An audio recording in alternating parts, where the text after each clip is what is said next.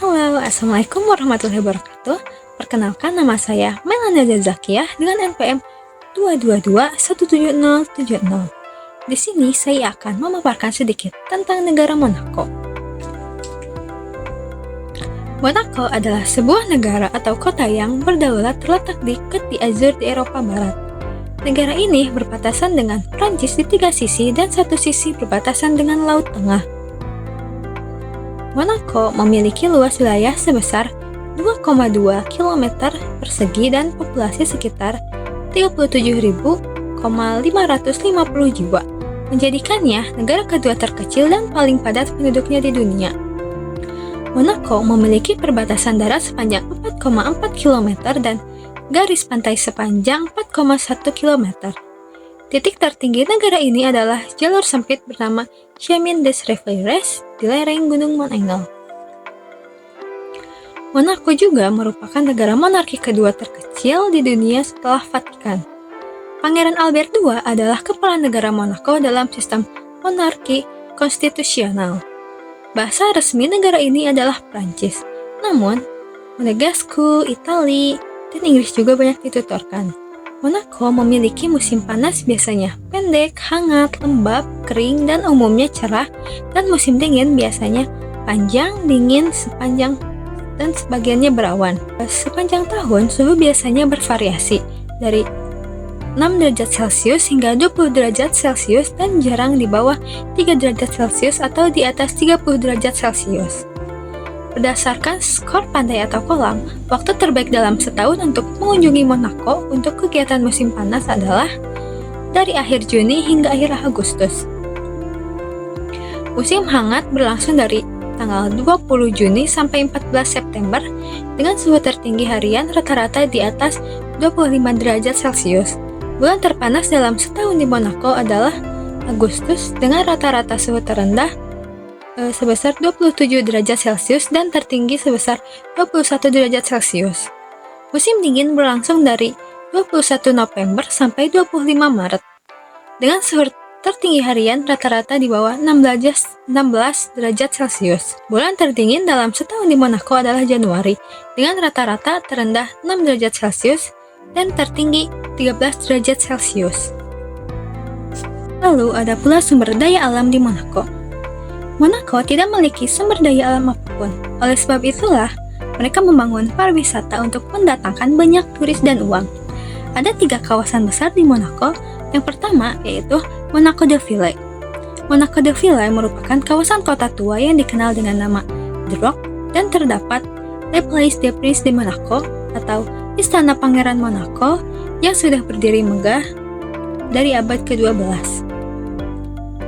Lalu yang kedua ada Monaco Carlo, tempatnya kasino dan tempat gaulnya miliarder dunia.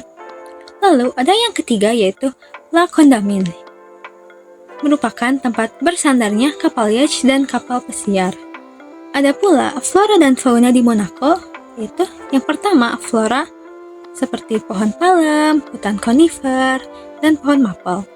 Lalu yang kedua ada fauna, ada rusaro, landak, dan lumba-lumba bergaris. Selanjutnya ada kondisi sosial dan budaya di Monaco. Di Monaco berkembang dengan ciri khas yang unik dan beragam, dipengaruhi oleh budaya Prancis, Italia, dan Spanyol.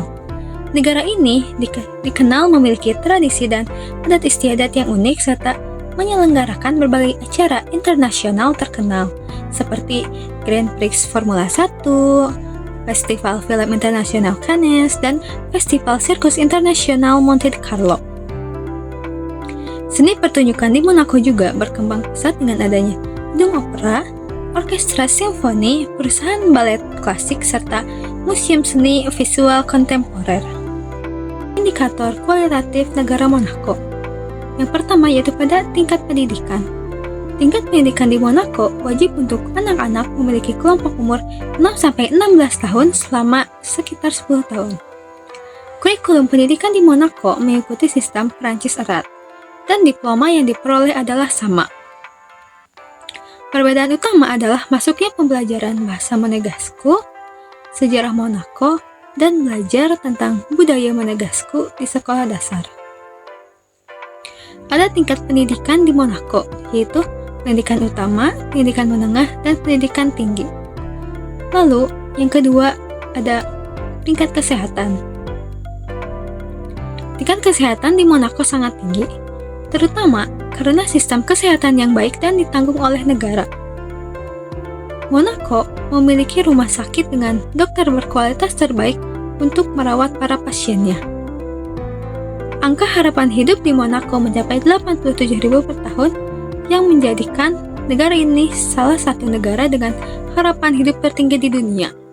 Faktor-faktor yang mempengaruhi tingginya harapan hidup termasuk sistem kesehatan yang baik, pola makan Mediterania, gaya hidup, dan aktivitas sosial. Lalu yang ketiga ada tingkat perekonomian.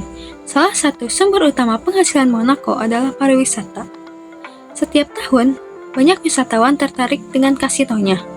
Monaco telah berhasil mendiversifikasi basis ekonomi dalam layanan dan kecil, nilai tambah tinggi, industri dan polusi, seperti kosmetik dan biometrik. Monaco mempertahankan monopoli di berbagai sektor, termasuk tembakau dan layanan pos. Indikator kuantitatif negara Monaco. Yang pertama yaitu pendapatan per kapita. Lalu yang kedua ada pertumbuhan penduduk.